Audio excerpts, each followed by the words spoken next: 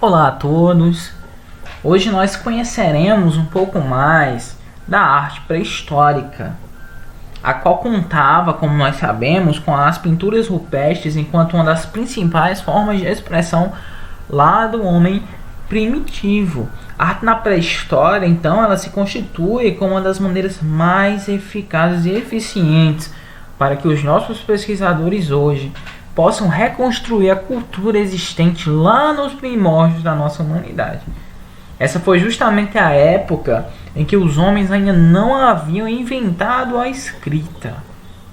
Então, aqueles desenhos rupestres, aquelas esculturas e os objetos encontrados nos dão pistas de como as pessoas viviam e como elas se organizavam em um passado muito distante. Então vejam, a escrita ainda não havia sido inventada. Então a maneira de expressão do homem primitivo eram as pinturas, que eram feitas de maneira bem rudimentar e que eram pintadas nas paredes das cavernas. Então o nosso tema de hoje vai ser sobre as pinturas rupestres, mas não só sobre elas, sobre as formas de expressão artísticas existentes na pré-história, a arte pré-histórica. Então vamos lá. No histórico, nós temos que nas paredes e tetos de cavernas pré-históricas, em várias partes do mundo, mamutes, veados, bisões e outros animais selvagens fogem de seus caçadores. Com as pinturas rupestres, como são chamadas, o homem pré-histórico representava o cotidiano. Então, as mais antigas figuras feitas pelo ser humano foram desenhadas sim em paredes de rocha e em cavernas. Esse tipo de arte é chamada de rupestre, como nós sabemos. Dentre as principais pinturas rupestres destacam-se as chamadas mãos em negativo e os desenhos e pinturas de animais. Hoje, até mesmo nos dias atuais, é desconhecido pelos pesquisadores, pelos arqueólogos, o motivo pelo qual os homens pré-históricos eles desenhavam nas paredes das suas cavernas. Não sabemos o real motivo. A teoria que é mais aceita no mundo científico, vale ressaltar, é que os desenhos eram feitos por caçadores, como em um sentido mágico, onde eles poderiam interferir na captura de um animal fazendo o seu desenho. O desenho vai lembrar dele ferido, do animal ferido na parede. Eles não iam desenhar um animal em perfeito estado de saúde. Eles iam desenhar o animal sendo abatido, podendo dessa forma dominá-lo com mais facilidade. Para pintar, então, o homem produzia suas próprias tintas, misturando terra com carvão, sangue e gorduras de animais. Então vamos lá, o homem ele desenhava nas paredes da caverna, tentando basicamente pintar prognósticos, ou seja, o futuro que ele gostaria que acontecesse. E para isso eles utilizavam carvão, sangue e gordura de animais. Vejam, uma mistura muito rudimentar, por assim dizer, totalmente diferente dos dias atuais. Então a principal teoria que é aceita é que esses desenhos eram feitos por caçadores. Agora vale ressaltar que pode de fato terem sido pintadas por caçadores, ou então terem sido pintadas por pessoas que acompanharam, visualizaram aquela caçada, ok? Artistas rupestres. Não se sabe exatamente quem e quando um primeiro homem registrou com as próprias mãos nas paredes das cavernas onde morava, aquilo que via e também que ele desejava. Nós sabemos que os homens pré-históricos eles utilizavam as rochas para retratar seu passado e contar a ele basicamente a seus descendentes, Utilizava as rochas para retratar o seu passado e contá-lo aos descendentes através das paredes que estampavam a linguagem primitiva daquela época. Os desenhos retratavam situações do dia a dia, né? E alertavam as próximas gerações dos perigos do mundo. Esse é um outro uso, uma outra função da arte rupestre. Dessa forma, então, a arte é importante para o ser humano, pois permite que ele expresse a sua forma de ver o mundo, expondo o seu ponto de vista e também os seus sentimentos. Então vejam aí importantes funções da arte rupestre para os primórdios sociais da nossa espécie, né? Retratavam situações cotidianas, preservavam a memória do grupo e alertavam os perigos do mundo para as próximas gerações, além de fazerem os prognósticos, como vimos no slide passado, de caçadas, né, onde eles pintavam animais abatidos ou animais que eles desejavam caçar, como uma forma de desejo de captura, desejo de abate. Pintura rupestre, né? A pintura feita nas cavernas se chama de pintura rupestre. Rupestre, então, significa gravado ou traçado na rocha ou então na pedra, ok? Assim, são várias as técnicas e os materiais que eram utilizados, assim como as próprias temáticas, como nós já vimos, apresentadas nos registros e nessas pinturas. Elas podem ser divididas em gravuras, quando não são esculpidas em baixo relevo, nas rochas, e em pinturas quando são gravadas na superfície lisa. Ainda que nos refiramos às artes rupestres como as pinturas encontradas em cavernas, talvez o termo correto seria arte parietal, uma vez que a rupestre é encontrada em ambientes exteriores e a parietal no interior de grutas e cavernas. Essa é uma grande curiosidade. Apesar dessas distinções, a técnica de gravura e pintura, bem como as temáticas cotidianas, são comuns às duas categorias da arte pré-histórica, ok? Já os materiais costumam ser aqueles mais facilmente encontrados na natureza, como os pigmentos provenientes de argila, minerais e carvão triturado, além da gordura animal que nós já discutimos, ok? Também eram utilizadas claras de ovos e o próprio sangue e também excrementos de animais, como os morcegos, né, para que servissem de material para a produção da tinta. Todos esses materiais faziam sim parte do cotidiano dos homens pré-históricos, de modo que os registros rupestres também estavam presentes no dia a dia deles, como uma forma de expressão artística. Já as temáticas e técnicas utilizadas nas expressões de arte rupestre eram as mais variadas. As técnicas podiam ir desde simples representações lineares, até mesmo as técnicas de claro escuro, elaboradíssimas em algumas pinturas com poliocromia, uso de duas ou mais cores para produzir os desenhos. Os temas das pinturas rupestres, como nós já discutimos, eu vou retomar aqui só para deixar mais claro, retratavam animais, as pinturas retratavam animais como bisões, que eram animais típicos da época, cervos, cavalos, muito comuns no cotidiano de caça da população da época, né? Além disso, nós também temos alguns registros onde se é possível encontrar algumas imagens do dia a dia social desses humanos primitivos, como representações cênicas de danças, lutas entre membros da comunidade, né? Algumas pinturas apresentam motivos abstratos e silhuetas de mãos humanas, okay?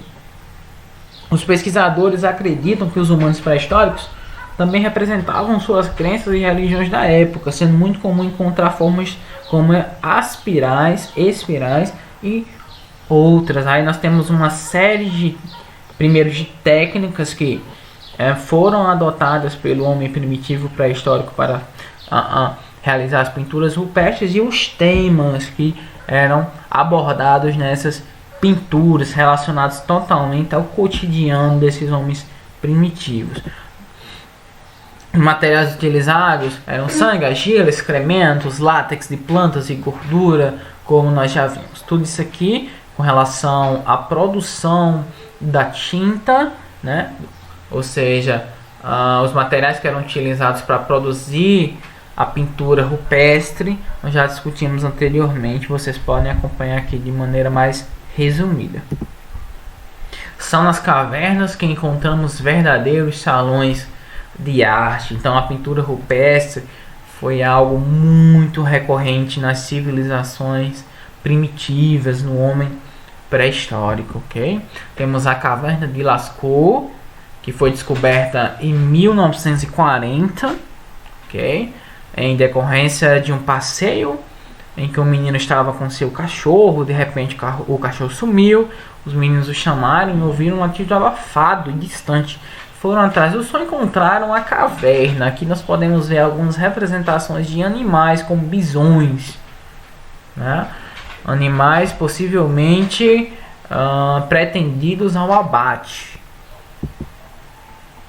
Na criação dessas imagens, os artistas das cavernas usavam carvão para delinear as irregularidades da rocha, que se assemelham às formas encontradas na natureza. Aqui mais detalhes sobre a técnica utilizada pelos homens primitivos para a construção de suas pinturas rupestres.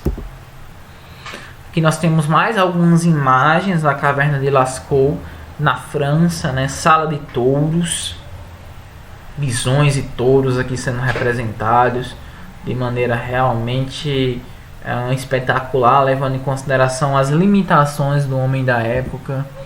A caverna de Chauvet na França, descoberta em 1994, veja, bem recente, né? 26 anos apenas. Tem um documentário chamado Caverna dos Sonhos Esquecidos, que quem tiver acesso, tiver interesse, pode pesquisar. Creio eu que está disponível em plataformas de vídeo como o YouTube, ok? Nós podemos ver aqui algumas representações de aparentemente cavalos, né, nas paredes. Mais imagens da caverna de Chauvet. Temos a representação de um possível rinoceronte e também outros animais. A caverna de Altamira na Espanha, descoberta em 1879, de uma caverna mais velha, pela filha do arqueólogo Marcelino Saltuola, né, quando acompanhava seu pai em uma expedição arqueológica. Ok? Mais imagens da caverna de Altamira, representação de animais, aqui de bisões, onde foram pintados entre os anos de 14.000 e 9.500 a.C. aproximadamente. Então nós temos aí muitos séculos atrás essas pinturas foram de fato produzidas. O caráter mágico da arte pré-histórica.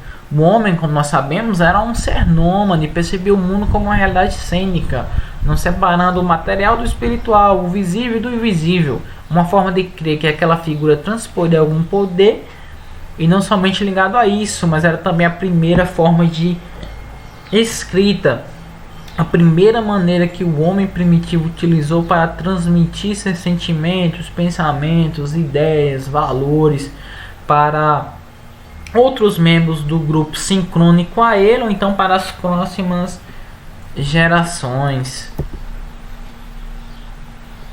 Mais algumas informações sobre algumas características do homem primitivo, vocês podem dar uma olhada, ok? Aqui é sobre as formas de vida, não existia agricultura, ok? Se tinha fome, o homem primitivo teria que pescar ou caçar, principalmente caçar. Daí a recorrência em que nós temos a representação de animais nas pinturas rupestres.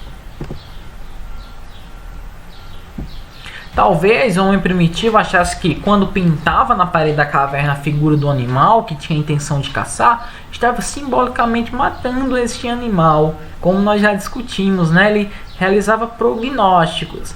Talvez ele planejasse uma caçada e antes de sair para essa caçada ele pintasse o desenho do animal como uma espécie de boa sorte, né?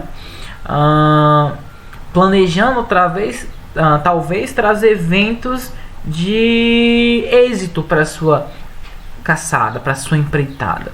O que nos surge nessa hipótese é o fato, o que nos sugere essa hipótese é o fato de que muitas dessas figuras estão atravessadas por uma lança. Então o animal ele está parcialmente já abatido.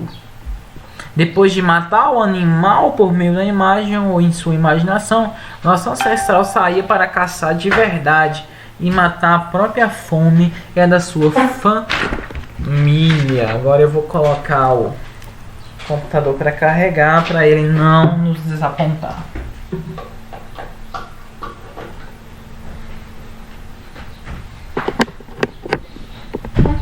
Bem, continuando.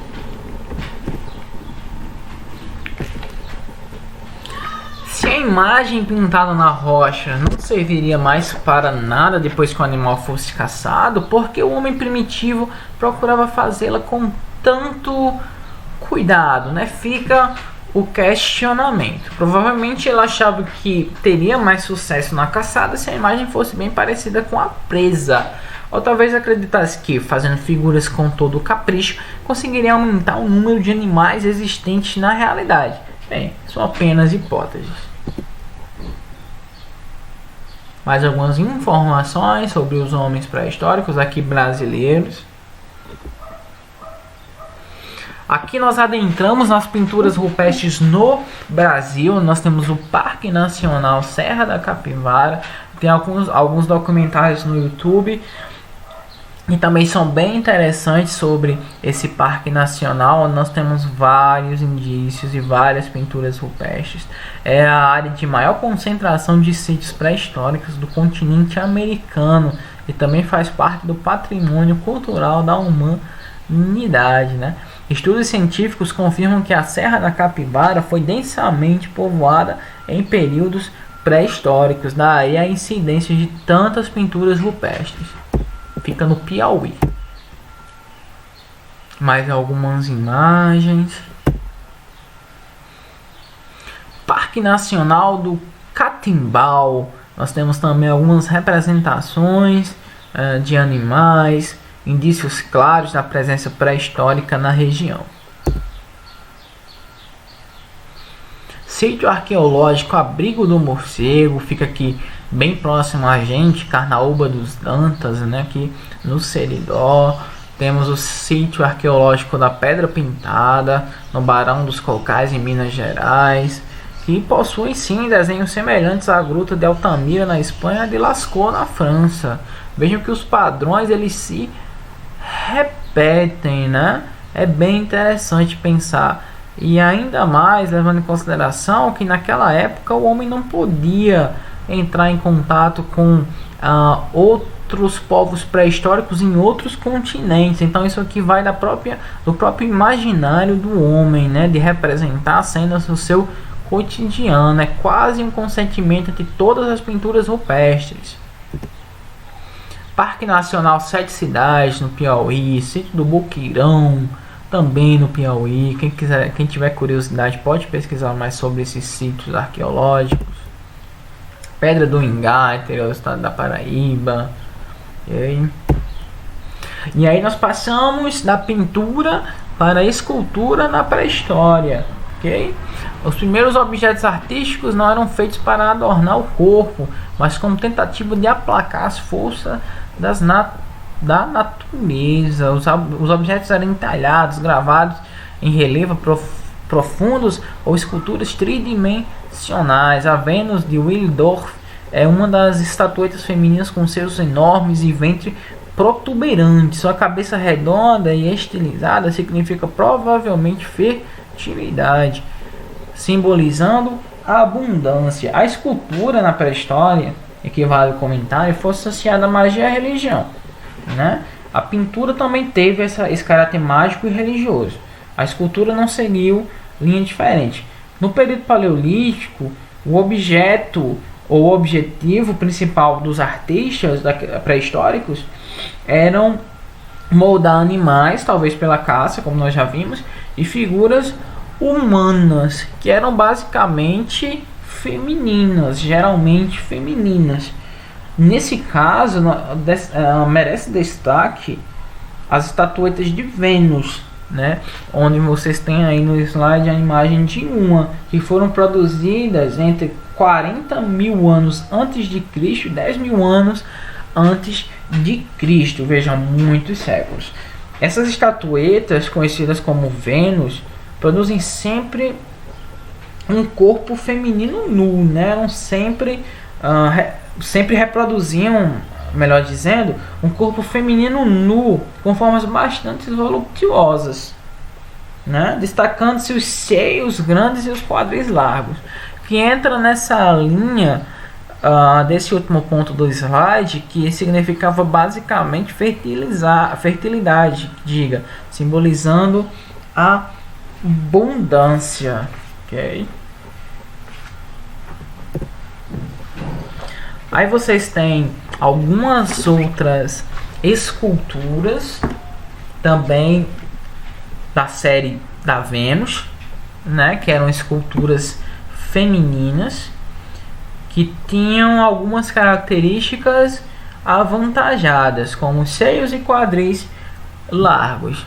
Okay? Nessa primeira, nós não temos essa característica voluptuosa, né? Nós temos só a representação de uma cabeça, quase um busto, né? De uma mulher. E na segunda, nós já temos uma ênfase enorme, principalmente nos quadris, né? Na estatueta feminina que está no Museu de História de Bucareste.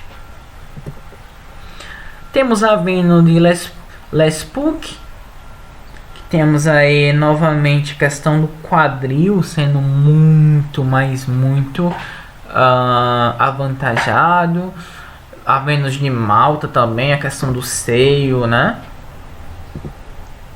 E por último, para encerrarmos, nós temos que falar um pouco sobre a arquitetura pré-histórica, né? Onde nós temos aí o Stonehenge, que talvez seja um dos principais símbolos arquitetônicos da pré-história, mais precisamente do período neolítico, que atualmente está presente, está localizado na Inglaterra, ok? Os grupos pré-históricos eram nômades, como nós já vimos, e eles se deslocavam de acordo com a necessidade de obter alimentos. Durante o período neolítico, essa situação ela sofreu mudanças, que é o período em que o Stonehenge foi construído. Os homens primitivos eles desenvolveram formas de agricultura, que foram as primeiras, e consequentemente o grupo humano passou a se fixar mais tempo em uma determinada região. Mas ainda assim, eles utilizavam abrigos naturais, ou então fabricados com fibras vegetais ao longo do tempo, em que passaram a construir monumentos de pedras colossais, dos quais serviam de câmaras mortuárias ou de templos. Raras seriam as construções que serviam de habitação. Essas pedras então pesavam, melhor dizendo, mais de 3 toneladas. Esse é um fato que certamente, né, vamos pensar, requeria o trabalho de muitos homens e o conhecimento para suspender essas pedras. Imagine. Esses monumentos de pedras eram denominados megalíticos, ok? E também tem, além dos megalíticos, temos os de Cromlech, que são menires de homens organizados em círculos, sendo o mais famoso de Stonehenge, lá na Inglaterra, ok? Então vocês veem aí, o Stonehenge foi criado quando os grupos humanos passaram a se sedentarizar e a praticar agricultura, como nós já discutimos, criando uma série de ferramentas com novos materiais e novas técnicas.